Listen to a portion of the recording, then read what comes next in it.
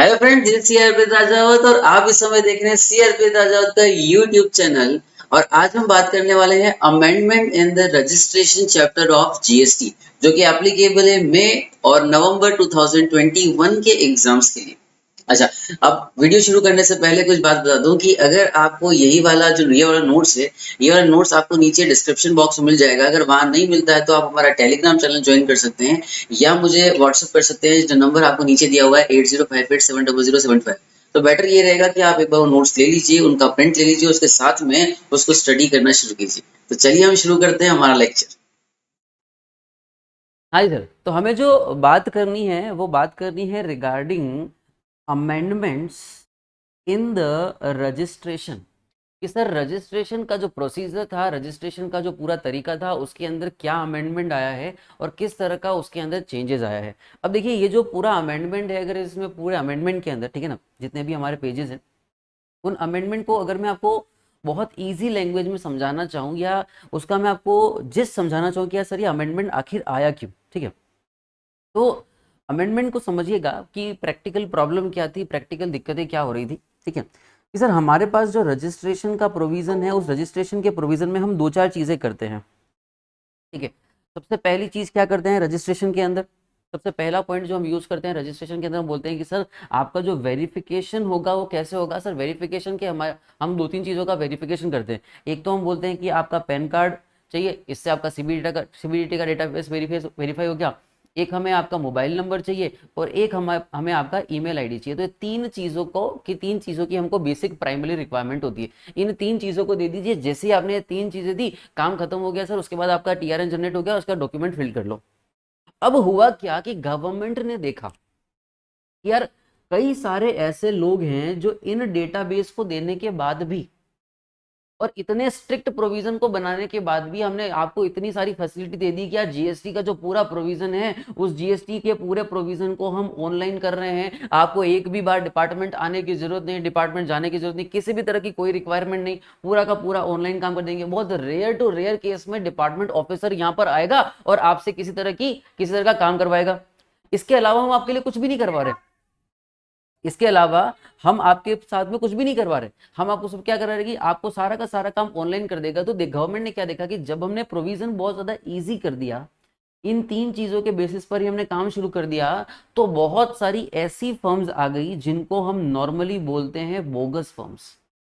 बहुत से लोगों ने क्या किया, बहुत से लोगों ने यहाँ पर कई सारी बोगस फॉर्म्स बनाना शुरू कर दिया। और बोगस फॉर्म के बेसिस पर वो क्या करते थे, वो उन बोगस फॉर्म के बेसिस पर फेक इनवॉइस, झूठे इनवॉइस बनाते थे, झूठे बिल बनाते थे, और उसके बेसिस पर और वो आगे वाली फर्म को क्रेडिट ट्रांसफर कर देते।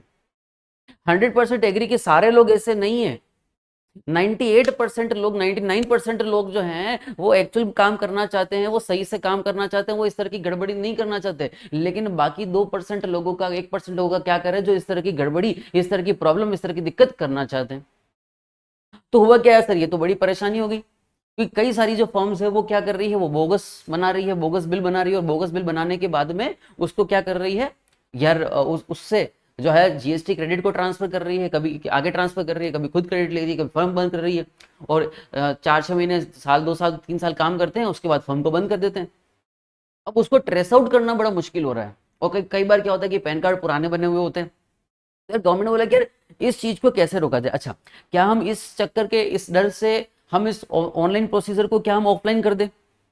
यार वो तो पॉसिबल नहीं है कि यार ऑनलाइन प्रोसीजर को क्या कर दे, हम ऑनलाइन को हम क्या कर दे, ऑफलाइन कर दे। तो उन्होंने क्या किया, उन्होंने एक नया तरीका सोचा। उन्होंने बोला कि काम करते हैं, एक बहुत सिंपल सा पैटर्न फॉलो करते हैं। What should be the pattern? उन्होंने बोला एक काम करते हैं कि यार इतनी ज्यादा मुश्किल नहीं लेते हैं, एक सिंपल पैटर्न फॉलो करते हैं कि हम जो भी रिटर्न को बात कर रहे हैं, वो ध्यान समझना, उन्होंने क्या प्रोसीजर बनाया, बहुत अच्छा पॉइंट बनाया। उन्होंने बोला कि हम जो भी रिटर्न बनाने वाले हैं, हम जो भी काम करने वाले हैं, उन सारे काम को हम क्या कर देंगे, उन सारे जीएसटी रजिस्ट्रेशन के लिए हम एक प्राइमरी रिक्वायरमेंट और डाल देते हैं। और वो प्राइमरी रिक्वायरमेंट है आधार ऑथेंटिकेशन। मतलब अब से क्या हो रहा है, अब से गवर्नमेंट ने एक नया काम और चालू कर दिया है, गवर्नमेंट नया काम वर्क और ले लिया कि बाकी सारा प्रोसीजर तो था ही था, बाकी सारी जो रिक्वायरमेंट थी वो तो थी थी, उसके साथ में one more requirement is added. एक और रिक्वायरमेंट उन्होंने ऐड कर दी, और वो कर दिया उन्होंने आधार ऑथेंटिकेशन। क्या कर दिया उन्होंने? उन्होंने कर दिया आधार ऑथेंटिकेशन। कि मतलब अगर आप जीएसटी में आकर के रजिस्ट्रेशन करवाना चाहते हो, अगर आप नए यूजर हो, आप पहली बार करवा रहे हो, तो पुराने वालों क्या होगा, बात करेंगे, रुक जाओ, बात करेंगे पुराने वालों क्या होगा। अभी ये बात करना है कि सर अभी नए वालों को क्या करना है, तो उनके लिए एक पॉइंट डाल दिया कि सर आपका आधार ऑथेंटिकेशन करना कंपल्सरी कर दिया है। बिना आधार ऑथेंटिकेशन के हम आपको रजिस्ट्रेशन में दिक्कत पैदा करेंगे, नहीं करेंगे, नहीं होता है तो क्या होगा उसके आगे के बात भी है। लेकिन ये अभी का, ठीक है ना, अगस्त के अंदर ये आया हुआ है कि बहुत मेन इंपॉर्टेंट अमेंडमेंट जो गवर्नमेंट ने दिया कि सर आपको जो है रजिस्ट्रेशन, अभी तक क्या होता, खाली पैन कार्ड वगैरह डिटेल वगैरह चाहिए होती, तो अब गवर्नमेंट ने इसके अंदर एक चीज और ऐड कर दी, और वो ऐड कर दिया है that Aadhaar authentication is also compulsory. अब देखिए प्रोविजन की लैंग्वेज को देखिएगा, प्रोविजन की लैंग्वेज क्या बोलती है, ठीक है। अभी ना गवर्नमेंट खुद कह रही है, ठीक है ना, आपको पढ़ते हुए भी मजा आएगा कि यार गवर्नमेंट क्या कर रही है। गवर्नमेंट खुद कह रही है कि यार हम क्या कर रहे थे और उसको क्यों क्यों करना पड़ा। एक्ट की लैंग्वेज आपको क्लियरली समझाएगी, एक एक चीज समझाएगी, ठीक है ना, इसलिए पूरा प्रोविजन पढ़ा रहा हूँ, डिटेल में समझा रहा हूँ, कोई दिक्कत नहीं है। As seen there is a simplified registration procedure under GST. Government खुद बोल रही है कि हम जो रजिस्ट्रेशन का प्रोसीजर रखते हैं वो बहुत सिंप्लीफाइड रजिस्ट्रेशन का प्रोसीजर है। हाउएवर, लेकिन this easy registration procedure was unduly misused by fly-by-night operator। fly-by-night operator मतलब ऐसे झूठे ऑपरेटर, ऐसे गलत ऑपरेटर जो इजी प्रोसीजर का गलत फायदा उठाते हैं और फेक इनवॉइस जनरेट करते हैं। thus in then endeavor to curb or check such operator and to increase compliance. हम चाहते हैं कि नहीं नहीं गड़बड़ नहीं करनी है, प्रोविजन के अंदर मिस्टेक्स नहीं करनी है। एक्ट को इजी बनाने का मतलब ये नहीं है, बहुत ध्यान सुनना क्या बोला, गवर्नमेंट क्या कहना चाहती है कि एक्ट को इजी बनाने का मतलब ये नहीं है कि आप गलत काम करने लग जाएं, आप फ्रॉड करने लग जाएं, ये जरूरी, ये नहीं करना है सर। तो क्या किया, Aadhaar e KYC based registration has been introduced under GST law. क्या क्या होगा सर, आपको ई केवाईसी करवानी पड़ेगी अगर आपको क्या करवाना है, इधर रजिस्ट्रेशन करना है। विद इफेक्ट फ्रॉम कब से, 21 अगस्त 2020 से Aadhaar authentication is mandatory for new applicants. सारे के सारे एप्लीकेंट्स के लिए कंपलसरी कर लिया, आधार ऑथेंटिकेशन करवाना ही करवाना है, वेदर कोई इंडिविजुअल एप्लीकेंट हो या अदर देन इंडिविजुअल, सबके लिए आधार कंपलसरी करवा लिया। in order to be eligible for grant of RC बोल समझ में आया ना, registration certificate, registration Aadhaar authentication process has been introduced for the person applying for GST registration as normal tax payer. अब इन्होंने सारे के सारे टैक्स पेयर का नाम ले लिया, आपके सिलेबस में हो या नहीं हो उससे कोई फर्क नहीं पड़ रहा, इन्होंने सारे के सारे टैक्स पेयर का नाम ले लिया। कोई नॉर्मल टैक्स पेयर हो, कोई कंपोजिशन वाला हो, कोई कैजुअल वाला हो, या कोई इनपुट सर्विस डिस्ट्रीब्यूटर हो, या कोई सेज वाला डेवलपर हो, या स्पेशल इकोनॉमिक जोन हो, in form of GST REG 01। Form number वही है जीएसटी REG, फॉर्म नंबर में कोई चेंज नहीं, किसी में कोई चेंज नहीं, बस एक काम कर लिया, आधार ऑथेंटिकेशन को कंपलसरी कर लिया। आगे देखना, आगे और अच्छी बात है, applicant who either do not provide Aadhaar. अगर कोई एप्लीकेंट ऐसा है जो आधार नंबर प्रोवाइड नहीं कर रहा है while applying for new registration and whose Aadhaar authentication fails in validation, अगर आपका आधार वैलिडेशन क्या हो जाता है, फेल हो जाता है, क्या होगा, would be subject to site verification by tax department. हमारा जीएसटी का ऑफिसर खुद चल करके आएगा, खुद गाड़ी में आएगा और आपके प्लेस का वेरिफिकेशन करेगा। प्लेस वेरिफिकेशन जिसको हम बोलते हैं site verification will be done. पहले ये बहुत रेयरली हुआ करता था, अब बोल दिया कि आधार ऑथेंटिफिकेशन नहीं होता है तो हम साइट वेरिफिकेशन करेंगे।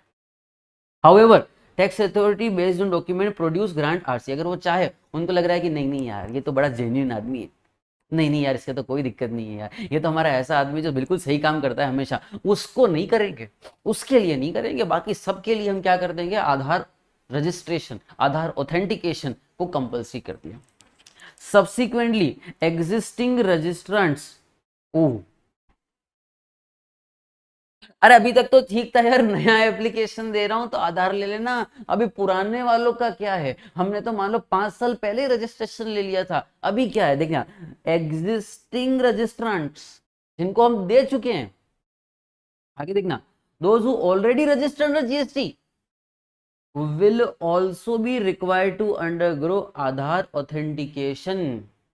Otherwise, registration shall be deemed invalid. सरकार गर्दन पकड़ करके आपसे जीएसटी के लॉ फॉलो करवाएगी। आप मानो तो भी सच है, आप ना मानो तो भी सच है, सरकार गर्दन पकड़ के काम करवाएगी। सबसे ज्यादा जो रेवेन्यू आ रहा है वो सरकार का, वो जीएसटी लॉ से आता है, वो जीएसटी एक्ट से आता है।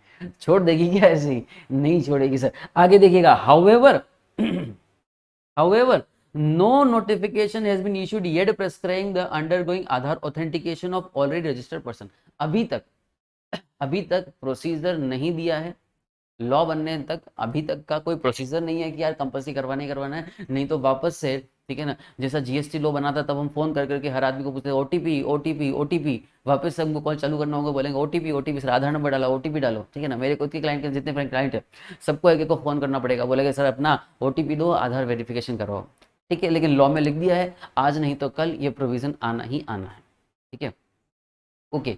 अब देखिएगा किस किस को आधार ऑथेंटिकेशन को फॉलो करना है। Person required to undergo Aadhaar authentication, ठीक है। सेक्शन ये दिया हुआ है, सेक्शन नंबर याद रखने की जरूरत नहीं है, 25 6A 6B 6C दिया हुआ है। न्यू एप्लीकेंट के लिए क्या बोलना, देखना, एवरी इंडिविजुअल एप्लीकेंट, कोई भी इंडिविजुअल एप्लीकेंट हो, सब आ रहे हैं। An applicant other than individual, individual भी आएगा, इंडिविजुअल के अलावा है वो भी आएगा। शेल, शेल लिखा है, विल नहीं लिखा।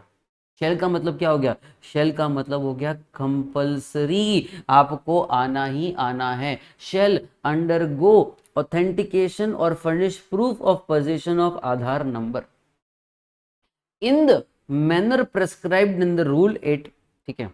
रूल 8 के अंदर उसका पूरा प्रोसीजर दिया हुआ है। You have to follow rule 8 for Aadhaar authentication, provides that where an applicant opt for authentication of Aadhaar number, he shall while submitting an application for registration undergo authentication of Aadhaar number, ठीक है।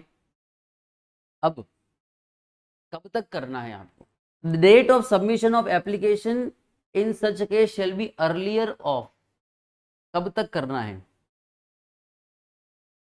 ठीक है, समझिएगा कब तक करना है। पहला, the date of authentication of Aadhaar number, या तो वो, या 15 days from the submission of application in part B of GST REG 01, part B. समझ में आया? मैंने कहा था ना सर कि हमारा जो पूरा रजिस्ट्रेशन का प्रोसीजर होता है उसमें 2 पार्ट होते हैं, एक होता है पार्ट ए, एक होता है पार्ट बी। पार्ट ए क्या करता है, पार्ट ए ये बोलता है, पार्ट ए क्या बोलता है, पार्ट ए ये बोलता है कि अगर आपको 3 चीजें देनी है, PAN card, Aadhaar card, sorry PAN card, mobile number और ईमेल एड्रेस, ये तीनों का वेरिफिकेशन कर देना, पार्ट ए हो गया, TRN नंबर जनरेट हो जाएगा। फिर आप पार्ट बी में आते हो तो वहां पार्ट बी के लिए लिखा हुआ है, कहां लिखा हुआ है, ये किसके लिखा है, ये पार्ट बी के लिए लिखा हुआ है।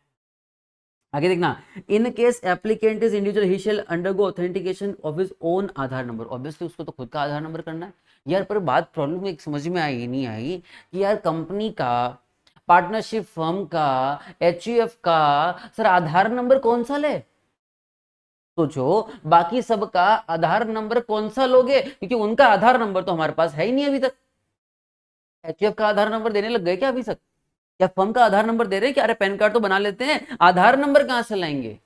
तो उन्होंने उसके लिए भी लिख दिया कि बोलो रुको रुको, इन case applicant is other than individual, अगर एप्लीकेंट अदर देन इंडिविजुअल है, the authentication will be of Aadhaar number of कर्ता, ठीक है, एक एक को जोड़े जा रहे हैं, ठीक है ना। HUF है तो कॉस्ट को किसके लिए करेंगे, कर्ता, या मैनेजिंग डायरेक्टर, या होल टाइम डायरेक्टर, या पार्टनर, या member of managing committee of association, या ट्रस्टी में बोर्ड ऑफ ट्रस्टी का, या ऑथोराइज रिप्रेजेंटेटिव का, या authorise signatory and such other notified class of person. लेकिन हम आधार ऑथेंटिफिकेशन तो करवाएंगे ही करवाएंगे। सरकार ने मना कर दिया, भैया तुम्हारी कोई भी बात नहीं सुनने वाले, तुम्हारी कोई भी बात को हम समझने वाले नहीं है। आधार ऑथेंटिफिकेशन करवाना है मतलब करवाना है। इंडिविजुअल हो तो खुद करवाएगा। ध्यान सुनना क्या बोला इन्होंने, ठीक है ना, कि अगर आप इंडिविजुअल हो तो आपका खुद का करा लीजिए। इंडिविजुअल नहीं है क्या करूं सर, ठीक है, इंडिविजुअल हूं तो कौन कराएगा, हिमसेल्फ या हरसेल्फ। अरे सर हमारी तो HUF है, किसका करवाएं, कर्ता का करवा दो। सर हमारी तो कंपनी है, किसका करवाऊं, मैनेजिंग डायरेक्टर का करवा दो। सर हमारी तो फर्म है, किसका कराऊं, इसको हम बोलते हैं वैसे मैनेजिंग पार्टनर, लेकिन उन्होंने वर्ड क्या लिखा है, पार्टनर, नंबर ऑफ पार्टनर। तो किसी भी का भी कराओ, लेकिन किसी न किसी का तो करवाओ, ठीक है। सरकार को लगता है कि सर आधार नंबर के वेरिफिकेशन से सारी प्रॉब्लम सॉल्व हो जाएगी, ऐसा हमारी गवर्नमेंट को लगता है। सही या नहीं मैं नहीं जानता ठीक है, सही या नहीं है मैं नहीं जानता, लेकिन हाँ सरकार को ऐसा लग रहा है, तो सब कुछ न कुछ उसके अंदर बात जरूर होगी। सेकंड देखिएगा, जो पर्सन ऑलरेडी रजिस्टर्ड है, जो पर्सन ऑलरेडी रजिस्टर्ड है, ठीक है, every registered person shall undergo authentication or furnish proof of Aadhaar in the prescribed form, manner and the prescribed time। अभी prescribed manner, prescribed time कौन सा है, अभी आया नहीं है, अभी आया नहीं है सर, कोई दिक्कत नहीं, आएगा तब कर लेंगे। अभी आया है क्या, अभी नहीं आया तो छोड़ दो ना यार, ठीक है ना। अच्छा, कुछ ऐसे लोग हैं जिनको आधार नंबर असाइन नहीं हुआ है। अभी तो मैंने क्या पढ़ा था कि अगर आपको, ठीक है ना,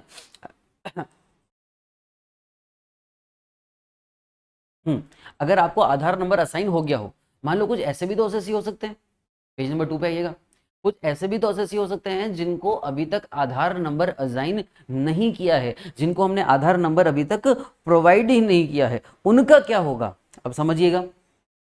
if Aadhaar number is not assigned to new applicant either an individual और class of person other than individual, such individual person class of person shall be offered alternate and viable means of identification in the manner specified rule number 9। ठीक है, rule number 9 के अंदर उसका procedure दिया हुआ है कि उसमें क्या करना होगा। वैसे मैं आपको एक नॉर्मल प्रोविजन बता देता हूँ, ठीक है ना। प्रोविजन 9(1) क्या बोलता है, वेयर, देखना क्या बोलता है, where a person fails to undergo authentication of Aadhaar number or does not opt for authentication of Aadhaar number, the registration shall be granted only after physical verification। Sir मैंने आधार ऑथेंटिकेशन नहीं करवाया, सुनना क्या बोला, या तो आप आधार ऑथेंटिकेशन करवा लो, वेरी गुड करवा लिया, कोई दिक्कत नहीं। आपने आधार ऑथेंटिकेशन नहीं करवाया, नो आधार ऑथेंटिकेशन। अगर आप आधार ऑथेंटिफिकेशन नहीं करवाते हो तो क्या होगा, अगर आपने आधार ऑथेंटिफिकेशन नहीं करवाया तो फिजिकल वेरिफिकेशन होगा आपके प्रेमाइसिस का। वहां ये ऊपर ऊपर क्या लिखा है, ऊपर प्रोविजन में लिखा है कि हम चाहे तो करेंगे, अगर उनको ऑफिसर्स को लगता है कि यार नहीं जो डॉक्यूमेंट दिए वो सफिशिएंट है, सब कुछ सही है, हमको सही लग रहा है, बाद में कोई दिक्कत नहीं आएगी, तो वो ग्रांट कर सकते हैं। लेकिन 90% केस में ध्यान रखना, आपने अगर आधार ऑथेंटिफिकेशन नहीं करवाया तो वो सेठ जी गाड़ी में बैठ करके आपके दुकान पर आएंगे, आपके बिजनेस प्रीमाइसेस पर आएंगे और आपसे हेल्प लेंगे, आपसे ठीक है, हम आगे नहीं जा रहे कि वो क्या हेल्प लेंगे, वो वेरिफिकेशन करके जाएंगे, हाँ यार ये बिल्कुल, ये देख दुकान पे बैठा हुआ है, दुकान का बोर्ड लगा हुआ है, सब कुछ सही है, इसको आरसी दे दो, इसको बोलते हैं फिजिकल वेरिफिकेशन होगा, ठीक है। चलिए आगे देखिएगा, हाउएवर, आगे समझिएगा, however in lieu of physical verification of place of business, in lieu of physical verification, अगर वो चाहे इसके अलावा क्या कर सकता है, the proper officer may carry out the verification of such document as he may deems fit। जैसा हमारे ऑफिसर को सही लगे वैसा, उसको अगर लगता है कि मैं डॉक्यूमेंट वेरीफाई कर लूं मेरा काम हो जाएगा, तो वो डॉक्यूमेंट वेरीफाई करके भी काम कर सकता है। For this he needs to record the reason in writing and needs to take the approval of officer not below the rank of joint commissioner। मतलब अगर तुम इतने बड़े आदमी हो कि जॉइंट कमिश्नर की अप्रूवल लेकर के आ जाओ कि भैया मेरा फिजिकल वेरिफिकेशन मत करना, मैं आधार ऑथेंटिफिकेशन नहीं कर रहा हूँ। इससे बढ़िया हम तो हमारे ऑफिस में क्या करने वाले, बोले इधर आ रहे जीएसटी रजिस्ट्रेशन करना है, बोले हाँ सर करना है, बोले आधार लेकर के आना, आधार ऑथेंटिफिकेशन होगा तभी होगा, बाकी नहीं होगा। हम तो ये करने वाले हैं। क्यों करने वाले सर? कौन ज्वाइंट कमिश्नर अपना अंकल का लड़का लग रहा है? कोई ज्वाइंट कमिश्नर तुम्हारा अंकल का लड़का है तो लोग तुम्हारे लिए बोल के दे देगा कि हाँ ठीक है इसका कर दो। और इतने बड़े आदमी तो आधार ऑथेंटिफिकेशन करवा दो ना, क्या दिक्कत है? ठीक है, तो एक्चुअली बाय डिफॉल्ट, ठीक है ना, वो प्रोविजन में तो बड़ी लंबी चौड़ी बातें लिखी हुई है कि यार ऐसा नहीं करके ऐसा करवा सकते हो, ये नहीं करा के ये नहीं करा सकते हो, या आधार नंबर मिला ही नहीं है तो ज्वाइंट कमिश्नर अप्रूवल दे देगा, लेकिन ऐसा होता नहीं है। एक नॉर्मल प्रोसीजर है कि नाउ फॉर जीएसटी रजिस्ट्रेशन, क्या बोला, for now for GST registration Aadhaar authentification is compulsory. Either you do Aadhaar authentification, either we will come to your home, we will come to your office. मैं नहीं बोल रहा हूँ, अरे मैं नहीं बोल रहा हूँ, जीएसटी ऑफिसर बोल रहे हैं कि या तो करा दो या हम आएंगे तुम्हारे घर पे, दुकान पे, शॉप पे। आगे ना, further in such case A notice seeking clarification information document from the applicant may be issued in the by the proper officer not later than 21 days from submission of application of registration। क्या बोला? आपसे एक clarification, क्या बोल रहे हैं, आपसे clarification या एक इंफॉर्मेशन या डॉक्यूमेंट मांगा जाएगा कितने दिन में? 21 दिन के अंदर में। जिस दिन से आपने एप्लीकेशन लगाई है उसके 21 दिन के अंदर आपसे क्लेरिफिकेशन, इंफॉर्मेशन या डॉक्यूमेंट मांगा जाएगा। कौन मांगेगा? प्रॉपर ऑफिसर मांगेगा। ठीक है, ये तो हो गई सर किसकी? नए एप्लीकेंट की। अभी जो हमारे एप्लीकेंट रजिस्टर्ड है उनका क्या होगा? पेज नंबर 3 पर आइए, पेज नंबर 3 पर देखिए कि जो ऑलरेडी रजिस्टर्ड हैं उनका क्या होगा। देखना, if an Aadhaar number is not assign to an existing registered person, such person shall be offered alternate और वायबल मीन्स ऑफ आइडेंटिफिकेशन। अगर आपको आधार नंबर मिला ही नहीं है और हम आपको जीएसटी रजिस्ट्रेशन दे चुके हैं, देखा पहले उन्होंने क्या किया कि जीएसटी को पूरा लिंक कर दिया पैन कार्ड से। पैन कार्ड, क्योंकि उन्होंने बोला कि यार सीबीडीटी का डेटाबेस है, सीबीडीटी के डेटाबेस से हमारा 80% 90% काम जो भी है वो सॉल्व हो जाएगा।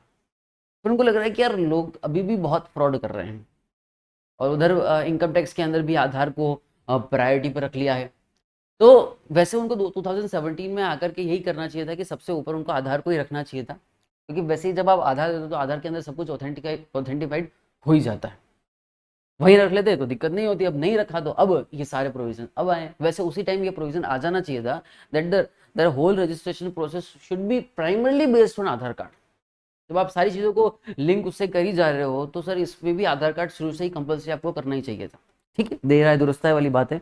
इन केस, आगे देखना, इन केस ऑफ फेलियर, अगर आप नहीं करते हो, अगर आप नहीं करते हो, undergo Aadhaar authentication, further proof of possession of Aadhaar number, furnish alternate or visible means of identification, registration shall be allotted to such person shall be deemed to be invalid।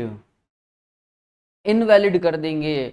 इतने पावर्स जीएसटी ऑफिसर्स को दे रखे हैं। Comment करके बताइए कि sir इतने powers, सोचो इतने पावर्स अगर जीएसटी ऑफिसर्स को दे देंगे तो क्यों देश में भ्रष्टाचार नहीं बढ़ेगा? ऑब्वियसली बढ़ेगा। जब इतने पावर्स आप डिपार्टमेंट ऑफिसर्स को दे देंगे तो सर कुछ तो उसके ब्राइब वाले केसेस आएंगे ही आएंगे। And other provision in this act shall apply ऐसे such person does not have registration. बिल्कुल ही आपको बेगाना मान लेंगे, बोले हमारा आपका कोई रिश्ता नहीं, पहले आधार लेकर के आओ फिर जीएसटी ले जाओ। क्या बोलते हैं? पहले आधार लेकर के आओ फिर जीएसटी ले जाओ। आधार नहीं है तो दिया हुआ संबंध भी हम तोड़ देंगे। क्या बोल रहे हैं? आधार नहीं है तो क्या हुआ संबंध भी हम तोड़ लेंगे। ऐसे हैं ये जीएसटी वाले। चलिए अभी आगे देखिए। अरे यार सर कुछ एक्स्ट्रा बेनिफिट तो दो। ओके, देखो क्या बेनिफिट दिया है। छोटा मोटा बेनिफिट हमेशा देते हैं, छोटे मोटे लोगों को हमेशा कुछ कर देते हैं। देखा, पर्सन और class of person exempt from Aadhaar authentification. कौन से ऐसे व्यक्ति हैं जिनको आधार नहीं देना होगा? देखिएगा, the above provision shall not apply to such a person or class of person, any state or union territory or part thereof as may be notified। अब किसको नोटिफाइड कर रखा है? देखिए, person who is not the citizen of India. जो भी non resident है, जो इंडिया के सिटीजनशिप में नहीं आते हैं, जिनके पास इंडिया की सिटीजनशिप नहीं है, उनको आधार ऑथेंटिफिकेशन नहीं। अरे यार वो कहाँ से करा लेंगे, है ही नहीं उनके पास, तो कराएंगे कैसे, वो नहीं करवाएंगे ना, इसलिए तो छोड़ दिया। ठीक है। Second, a class of person other then following class of person. Other then कौन कौन आ रहा है, इंडिविजुअल को छोड़ दो भैया, authorise signatory of all types को छोड़ दो,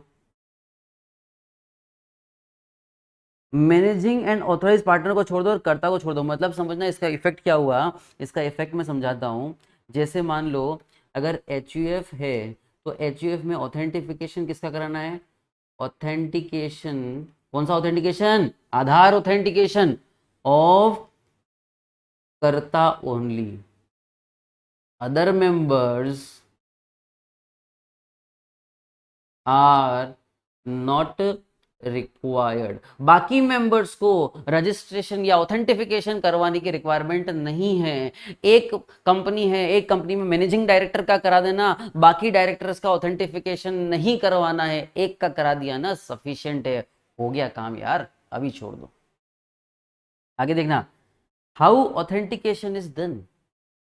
अब कर तो रहे हैं कि सर ऑथेंटिफिकेशन करना है करना है करना है, अरे करेंगे कैसे, ऑथेंटिफिकेशन कैसे किया जाएगा, what will be the procedure of authentication. तो देखना दिया हुआ है उन्होंने ऑथेंटिकेशन का प्रोसीजर, क्या दिया है समझना।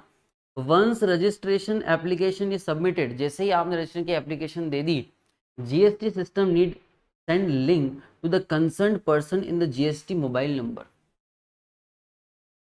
उस लिंक पर, और कहां पर जाएगा, जैसे ही आप जीएसटी रजिस्ट्रेशन के लिए, जीएसटी के अंदर आधार ऑथेंटिफिकेशन के लिए अप्लाई करोगे, वैसे ही आपके मोबाइल और ईमेल पर एक लिंक आएगा, ठीक है,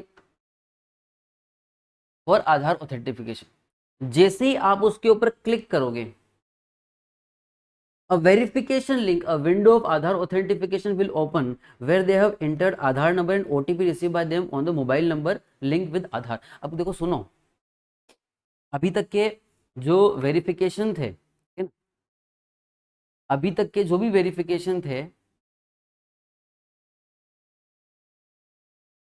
other verification are only OTP based. बाकी के जो वेरिफिकेशन थे ना, वो कौन से बेस से, उनमें सिर्फ आपको ओटीपी देना था और काम खत्म हो जाता था।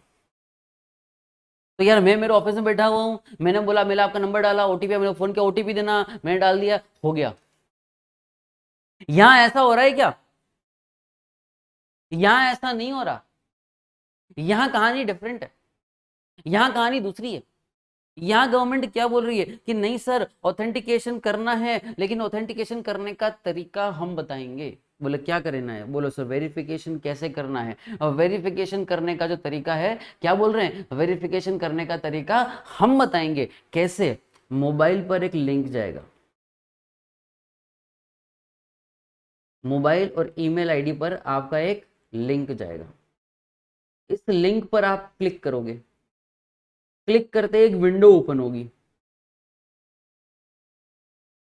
इस विंडो के ऊपर आपको आधार नंबर डालना है, डला हुआ आएगा यार, डालना है, डालने के बाद आपको ओटीपी डालना है, तो उस लिंक पर डालना है, उस लिंक के ऊपर जो खुला है, ठीक है ना, डायरेक्ट नहीं होगा, थोड़ा सा ट्रिकी बना है। ट्रिकी क्यों बना है कि सर, थोड़ा सा मुश्किल बनाया है, थोड़ा सा इसलिए बनाया है कि सर फ्रॉड बहुत हो रहा है सर, ठीक है ना। और जब से लॉकडाउन लगा है और पिछले साल से जब लॉकडाउन चला है, तब से फ्रॉड बहुत ज़्यादा हो रहा है। तो इसलिए उन्होंने जो प्रोसीजर है वो थोड़ा सा ज़्यादा क्या कर दिया है, डायरेक्ट सिर्फ सीधा ओटीपी वेरिफिकेशन नहीं रखा है, ऑथेंटिकेशन रखा है। अच्छा नाम भी देखना, नाम में भी डिफरेंस है। वो हम इसको बोल ही नहीं रहे वेरिफिकेशन, मैंने कभी बोला वेरिफिकेशन, बोला ही नहीं मैंने तो वेरिफिकेशन, मैं क्या बोला authentication, not verification, authentication. Difference है दोनों में सर, डिफरेंस है भैया दोनों में। वेरिफिकेशन होता खाली ओटीपी बेस का, तो ऑथेंटिकेशन है उसी रजिस्टर्ड नंबर पर आपका हो आएगा, उसी को ओपन करना है, उसी के अंदर ओटीपी डालना है। या तो हम ऐसे दूसरे को फॉरवर्ड कर देना, आपको नहीं आवे तो वो तो हम करेंगे ही करेंगे, हम भी करेंगे, ये बिठा रखा है वही करेगा, ठीक है। आगे देखिएगा, taxpayer need to complete Aadhaar authentication of all promoters, partners, authorise signatory, karta etcetera as mention the application. जिस जिसका भी नाम है, जो जो भी मैनेजिंग पार्टनर बने हुए हैं, जो भी प्रमोटर बने हुए हैं, जो भी मैनेजिंग डायरेक्टर बने हुए हैं, जो भी करता है, सबका ऑथेंटिकेशन करना है, सबका मतलब जो जो भी है उसका करना है, ठीक है। On successful authentication, demographic data of person fetched from Aadhaar to GST. Demographic data आता है। भी डेमोग्राफिक डेटा का मतलब क्या होता है सर? आपके आधार कार्ड जब आपने बनवाया था, आप भूल गए होंगे, बहुत लंबे समय पहले बनवाया था। आधार कार्ड जब आपने बनाया था तो आपका रेटिना स्कैन हुआ था, आपका थंब इम्प्रेशन हुआ था, आपने अपना जो आपकी जन्म दिनांक है वो डाली थी। डेमोग्राफिक डेटा, हर एक चीज आपकी आधार से लिंक है। तो ये क्या हो गया, ये हमारा पूरा जो जीएसटी है वो पूरा आधार कार्ड से लिंक हो गया। खाली आधार कार्ड लिंक नहीं हो रहा है सर, आप पूरी तरह से जीएसटी डिपार्टमेंट के लिंक में हो रहे हो। क्योंकि समझना, बैकएंड में क्या है, बैकएंड आप में आपका आधार कार्ड आपके बैंक से लिंक है, आपका बैंक आपके जीएसटी से लिंक है, जीएसटी आपके पैन कार्ड से लिंक है, पैन कार्ड आपके, ठीक है, मोबाइल नंबर से लिंक है, आधार से आपका ईमेल लिंक है। हर एक चीज, आपकी प्रॉपर्टी वगैरह कोई डिटेल डाल रहे हो वहां आधार देना है। तो गवर्नमेंट हर चीज को पकड़ते जा रही है। तो फ्यूचर में, आज नहीं, आज से 5 साल बाद आप कोई भी ट्रांजेक्शन करते हो, गवर्नमेंट की निगाह हर एक ट्रांजेक्शन पर रहेगी। कोई सा भी ट्रांजेक्शन गवर्नमेंट की निगाह से छूटा हुआ नहीं रहेगा। ठीक है ना, दैट इज अ फैक्ट। चलिए चलिए, तो अब समझिएगा कि सर ये जो आधार कार्ड ऑथेंटिकेशन हुआ, प्रोविजन में आपको समझा दिया कि यार आधार कार्ड ऑथेंटिकेशन हुआ। अब मैं आपको पूरा प्रोसीजर समझाता हूँ कि प्रोसीजर में चेंज कहाँ पर आया। नॉर्मल जो प्रोसीजर है वो तो यही है, इस प्रोसीजर के अंदर कहाँ कहाँ चेंज आया है वो भी मैं आपको बता देता हूँ। देखो, पहला तो वो का वही प्रोसीजर है, कहाँ छोटा सा चेंज आया वो बताता हूँ कि कहाँ चेंज आया। Every person liable to get registered person seeking voluntarisation shall before applying of registration declare his PAN, mobile number, email, state code और unit territory GST RS01 on the GST common portal. Simple है sir, ये तो हमको पता ही है कि 3 चीज़ें देनी होती है। क्या? पैन कार्ड, मोबाइल नंबर और ईमेल एड्रेस। कैसे वेरीफाई होगा? PAN validate online by CBD database, और मोबाइल नंबर और ईमेल कैसे होंगे? ओटीपी के थ्रू। हमको पता ही है सर, यहाँ तो कोई दिक्कत है नहीं। जैसे ये करते हैं क्या जनरेट होता है, जैसे ही करते हैं टीआरएन जनरेट होता है, और टीआरएन जनरेट होते ही मैं पहुंच जाता हूँ पार्ट बी में, मैं जंप करता हूँ एप्लीकेशन के पार्ट बी में। लेकिन यहां आता है ट्विस्ट। क्या है ये twist? Using TRN applicant shall electronically submit application in part B of application form along with specified document at the common portal. While submitting the application, जैसे आप एप्लीकेशन सबमिट करोगे, the applicant shall undergo authentication of Aadhaar number for grant of registration. जैसे ही आप part B में जाना चाहोगे उससे पहले ही आधार ऑथेंटिफिकेशन के लिंक ओपन हो जाएगी। पहले ये कराओ फिर आगे जाने दूंगा, पहले आधार दो तो आगे जाने दूंगा, है ना। मतलब बिल्कुल वो वाली कहानी, वो वाली सिस्टम है, ठीक है ना। आप शादी करने बैठे ही हो, पीछे आपकी सालियों ने जूते चुरा लिए, बोले पहले जूते दो फिर ले जाने दूंगी। चल, part B of application contains the details such as constitution of business, jurisdiction, option for composition, composition ले रहे हो या नहीं ले रहे हो, कौन से दिन से बिजनेस शुरू करने वाले हो, क्यों रजिस्ट्रेशन ले रहे हो, एड्रेस क्या है, प्रिंसिपल पीबीओ का मतलब होता है प्रिंसिपल प्लेस ऑफ बिजनेस और एडिशनल प्लेस ऑफ बिजनेस। फिर आप बैंक अकाउंट डिटेल वगैरह सारी जो नॉर्मल डिटेल डालते हो, ऑथराइज सिग्नेटरी कौन है उसकी साइटल वगैरह डाल देना, ठीक है। हाँ, ये जो पॉइंट है ये सीआरटीपी मतलब कि कैजुअल टैक्सेबल पर्सन और नॉन रेजिडेंट के लिए, उनके लिए क्या होता है कि सर अगर आप कैजुअल टैक्सेबल पर्सन हो या नॉन रेजिडेंट टैक्सेबल पर्सन हो तो आपको बिजनेस चालू करने से पहले रजिस्ट्रेशन कराना पड़ता है और फी भी का पेमेंट भी आपको पहले ही कर देना होता है, ठीक है। तो उनके लिए एक्नॉलेजमेंट जनरेट होगा तभी उनका काम होगा, उससे पहले नहीं होगा। अब यहाँ आती है बात, एप्लीकेशन फॉरवर्डेड। भैया एप्लीकेशन फॉरवर्ड होगी किसको? एप्लीकेशन फॉरवर्ड होगी प्रॉपर ऑफिसर को। एप्लीकेशन किसको फॉरवर्ड होगी? प्रॉपर ऑफिसर को।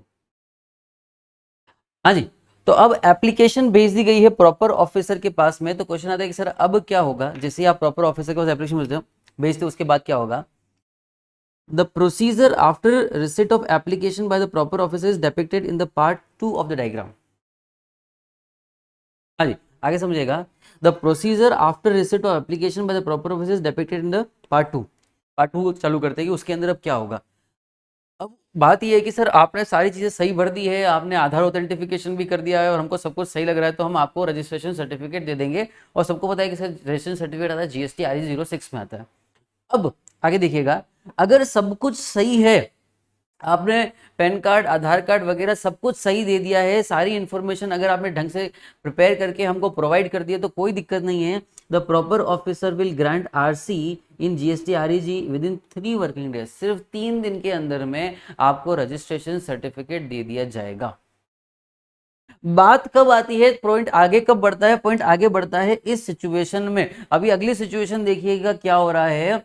The proper officer issue notice electronically with in 3 working days from application submission date, thereby seeking clarification, information or document from the applicant. ठीक है। Notice may be issued not later than 21 days from the application submission in case a person shall undergo Aadhaar authentication does not opt for Aadhaar authentification. अगर एक ऐसा person है जिसको आधार authentication करवाना था लेकिन उसने आधार ऑथेंटिफिकेशन नहीं करवाया, तो जो नॉर्मल टाइम लिमिट 3 दिन की होती है वो 3 दिन से बढ़कर के एक्सटेंड हो जाएगी 21 डेज तक। बहुत जबरदस्त पॉइंट है, बहुत बड़ा जो पॉइंट कहते हैं कि बहुत बड़ा जो अमेंडमेंट कहते हैं, जो चेंजेस है वो यहाँ पर डाला गया है। समझिएगा ध्यान से, वापस एक बार सुनिएगा। अगर आपने सब कुछ कर दिया है,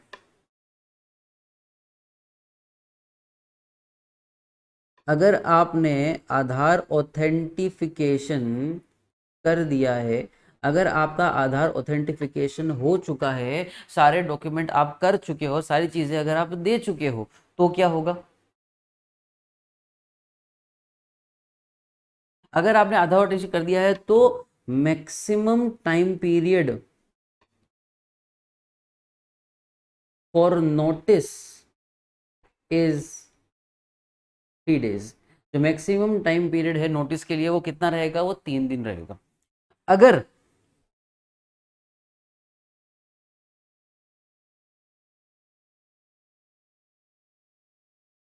आधार ऑथेंटिफिकेशन नॉट डन, आपने आधार ऑथेंटिफिकेशन किया ही नहीं है, तो ये जो 3 डेज का टाइम पीरियड है, ये जो नोटिस देने का टाइम पीरियड है, ये कितना हो जाएगा? टाइम पीरियड फॉर नोटिस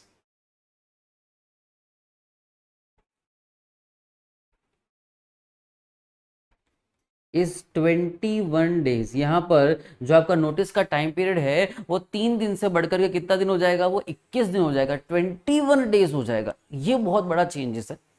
21 दिन के अंदर वो नोटिस भेज सकते हैं कि आप अपना आधार ऑथेंटिफिकेशन करवा दीजिए, या जो भी डॉक्यूमेंट हमको प्रेस्क्राइब करना है वो सब आपको प्रेस्क्राइब करना पड़ेगा। बोलो, बात समझ में आई? ठीक है, अब आगे देखिएगा। If the applicant has furnished the clarification information with in 7 working days, आपको आपको नोटिस मिला, नोटिस मिलने के 7 दिन, पहले भी यही प्रोसेस, पहले भी यही था, पहले ये अमेंडेड नहीं है, पुराना ही है, ठीक है ना। अमेंडेड था ऊपर वाला बता दिया मैंने, और उसके बाद का अमेंडेड वो भी बताता हूँ कि सर आपको जो नोटिस मिला उसका 7 दिन के अंदर में आपको क्या बताना है कि सर हमने एक क्लैरिफिकेशन दे दिया, हमारी तरफ से डॉक्यूमेंट कम था, हमने जमा कर दिया, हमने बैंक डिटेल नहीं दी, दे दी, जो भी देना था दे दिया। If propose officer is satisfied, अरे भैया सब कुछ सही काम हो गया, अरे बढ़िया बढ़िया मजा आ गया, the proper officer will grant RC in 7 days. उसको क्लेरिफिकेशन मिलने के अगले 7 वर्किंग डेज में आपको आरसी मिल जाएगी। पूरा पॉइंट ध्यान सुनना, समझना क्या था कि भैया आपने आरसी के लिए अप्लाई किया, आपने रजिस्ट्रेशन सर्टिफिकेट के लिए अप्लाई किया, आधार ऑथेंटिफिकेशन कर रखा है, तो 3 दिन में आरसी दे देंगे। 3 दिन में अगर रजिस्ट्रेशन सर्टिफिकेट नहीं दिया तो हम क्या कर देंगे? आपके रजिस्ट्रेशन को कैंसिल कर देंगे। 3 दिन के अंदर रजिस्ट्रेशन क्या हो जाएगा? कैंसिल हो जाएगा। तो 3 दिन के अंदर आपको रजिस्ट्रेशन दे दिया जाएगा। 3 दिन में रजिस्ट्रेशन नहीं दिया तो मान लिया जाएगा कि आपका रजिस्ट्रेशन हो चुका है। आगे देखिएगा, इफ एप्लीकेंट हैज, ठीक है 3 दिन वाला हो गया। अभी आधार ऑथेंटिफिकेशन नहीं, अभी 3 दिन के अंदर आपको नोटिस दे दिया उसने कि भैया ये डॉक्यूमेंट कम है, जमा करा। आप बोला ठीक है सर डॉक्यूमेंट कम है, मैं जमा करा देता हूँ, अगले 7 दिन में जमा करा देना। बोले 7 दिन में करा दिया सर, 7 दिन में करा दिया तो अगले 7 दिन में हम दे दूंगा आरसी। अब आपने नहीं जमा करवाई, हम सेटिस्फाइड नहीं है। If applicant has not furnished the clarification within 7 working days और proper officer is not reply satisfied, मेरे को तो समझ में नहीं आया भाई तेरे रिप्लाई, तो क्या होगा? द प्रॉपर ऑफिसर में reject the application. Proper officer क्या करेगा? प्रॉपर ऑफिसर रिजेक्ट कर देगा, आपकी जो एप्लीकेशन है वो रिजेक्ट हो जाएगी, आरसी आपको ग्रांट नहीं होगी। तो भाई रजिस्ट्रेशन सर्टिफिकेट जो लेने का जो इतना इजी प्रोसीजर था, अब वो इतना इजी रहा नहीं है, रहा नहीं। अब हम नॉर्मली बात क्या करते थे, बच्चों को समझाते थे, बोलते थे भैया देख सुन, सरकार ने ऑफिसर्स को बहुत टाइट कर दिया है, बोला अगर आपने एप्लीकेशन लगाई ना 3 दिन में एप्लीकेशन, 3 दिन में एप्लीकेशन का आपको आरसी मिल जाएगी। हम क्लाइंट्स के साथ में बात करते बड़ा खुश होते, बोले 3 दिन के अंदर आरसी दे देंगे, और 3 दिन में नहीं दिया, 3 दिन में आपको रजिस्ट्रेशन सर्टिफिकेट नहीं दिया तो मान लिया जाएगा कि आपका रजिस्ट्रेशन हो चुका है। अब यहां देखना, यहां जो डीम्ड वाला प्रोविजन है, वो डीम्ड वाला प्रोविजन भी भैया मेरा 3 अलग अलग पार्ट में डिवाइड हो गया, कि एक तो सब कुछ सही है, दूसरा नोटिस दे दिया, और तीसरा आधार ऑथेंटिफिकेशन नहीं किया। मतलब ये आधार ऑथेंटिफिकेशन ऐसे गले की हड्डी बन गया है, बोले कराना ही कराना पड़ेगा, छोड़ेंगे ही नहीं हम इसको। तो देखना, if the proper officer fails to take any action in the following cases within the stipulated time, the application for grant of RC shall be deemed to have been approved। मान ली जाएगी कि आपने अप्रूव कर दिए। In case where a person successfully undergo authentication of Aadhaar number or is exempt from Aadhaar authentication, या तो उसने successfully आधार दे दिया है या ऑथेंटिफिकेशन कराना ही नहीं है, तो 3 वर्किंग डेज में मिल जाएगा, नहीं मिला तो मान लेंगे कि मिल चुका है। अगला, in case where a person fails to undergo Aadhaar authentification, तो ये टाइम पीरियड 21 दिन हो गया, 21 डेज हो गया। 21 दिन तक वेट करना है। 21 दिन में वो हो सकता है वो फिजिकल वेरिफिकेशन के लिए आ जाए या और कोई चीज हो जाए, ये भी हो सकता है। In a case where proper officer issues notice seeking clarification information from the applicant, तो within 7 working days from date of receipt of clarification वगैरह जो भी है 7 दिन, ठीक है। अगर आपसे क्लेरिफिकेशन मांगा है तो 7 दिन, आधार ऑथेंटिफिकेशन वगैरह सब कुछ कर दिया तो 3 दिन, नहीं किया तो 21 दिन। 3 दिन का डिमिंग प्रोविजन हो गया, ठीक है। चलो इसी को समझना। दस in case of successful authentification of Aadhaar, registration will be deemed approved within 3 working days. Registration 3 working days में अप्रूव माना जाएगा। However if Aadhaar authentification is not opted for और if authentication fails in validation and no show cause notice issued in 21 days by tax official, RC will be deemed approved. Aadhaar authentification नहीं किया, 21 दिन में deemed approval कर दिया, 3 दिन में approval. सोचो क्या फायदेमंद है, बोले करा लो अप्रूवल, और क्या है। Tax officer can issue show cause notice, ये पावर हमेशा उनके पास रहेगी। Within the period specified for grant of RC, like in case of successful Aadhaar authentification is 3 working days, or in case when the taxpayer do not opt to provide any Aadhaar or Aadhaar authentication fails, that is 21 working days, applicants submit their reply within 7 working days from issue of show cause notice। 7 दिन के अंदर आपको हम show cause notice आपको देना पड़ेगा। आगे देखिएगा, फिजिकल वेरिफिकेशन। क्या फिजिकल वेरिफिकेशन हो सकता है क्या? Answer is yes sir, physical verification is possible, always possible. देखना, where the proper officer is satisfied that the physical verification of place of business of a person is required due to failure of Aadhaar authentication। हमको ऐसा लग रहा है कि यार इस person का तो ऑथेंटिफिकेशन करवाना चाहिए, और due to not opting for Aadhaar authentification before the grant of registration और due to any other reason after the grant of RC, हमको ऐसा लग रहा है कि आरसी दे दी लेकिन फिर भी करवाना चाहते हैं, हमको लग रहा है कि गड़बड़ हो सकती है या उसने आधार ऑथेंटिफिकेशन नहीं करवाया, तो हम आ जाएंगे घर पे चाय नाश्ता करने के लिए, हम आ जाएंगे ऑफिस में, हम आ जाएंगे दुकान में। कौन बोल रहा है? आधार कार्ड ऑफिसर बोल रहे हैं, सॉरी आधार कार्ड क्या, जीएसटी के ऑफिसर बोल रहे हैं कि हम आ जाएंगे आपके घर पे। आगे देखिएगा, he may get such verification in the place of business in the presence of said person done, the verification report along with document including photographs shall be shall का मतलब क्या हो गया? कंपल्सरी। सर वहां पर जो वेरिफिकेशन करने आएगा तो उसको उस प्लेस के फोटोग्राफ्स भी लेने हैं, फोटो भी खींचने हैं, और फोटो खींच करके अपलोड करने हैं on the common portal with in 15 working days. 15 working days के अंदर कॉमन पोर्टल के ऊपर आपको ये सबमिट करने पड़ेंगे। बोलिए क्या आपको पॉइंट समझ में आया क्या? क्या बताइए, क्या आपको समझ में आया क्या? आदत पड़ी हुई ना फिजिकल क्लासेस की। तो क्या अमेंडमेंट है सर? छोटा सा अमेंडमेंट है, 2 मिनट के अंदर समरी बताऊंगा, सुनिएगा, आपस में मिलेंगे अगले वीडियो के अंदर, 2 मिनट में समरी सुन लीजिएगा। कि सर अगर आपको आधार कार्ड ऑथेंटिफिकेशन करवाना है, मतलब कि अगर आपको जीएसटी रजिस्ट्रेशन लेना है तो आपको आधार कार्ड ऑथेंटिफिकेशन करवाना पड़ेगा।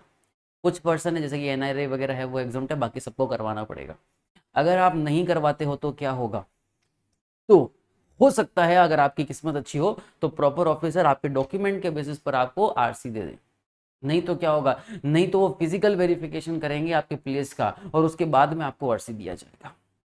ओके सो और कोई इंपैक्ट होगा क्या, बिल्कुल होगा सर। जो डीम्ड अप्रूवल वाला केस है जो नॉर्मली 3 डेज होता है और नोटिस वाले पेज में 7 डेज होता है, यहाँ वो बढ़ करके हो जाएगा 21 डेज। अगर आधार ऑथेंटिफिकेशन नहीं कराते तो 21 डेज तक वेट करना होगा डिमिंग अप्रूवल ऑफ रजिस्ट्रेशन के लिए। कैसा लगा वीडियो कमेंट सेक्शन में लिख करके जरूर बताइएगा। मिलते हैं हमारे नेक्स्ट लेक्चर के अंदर। Till then good bye, take care, bye bye, thank you.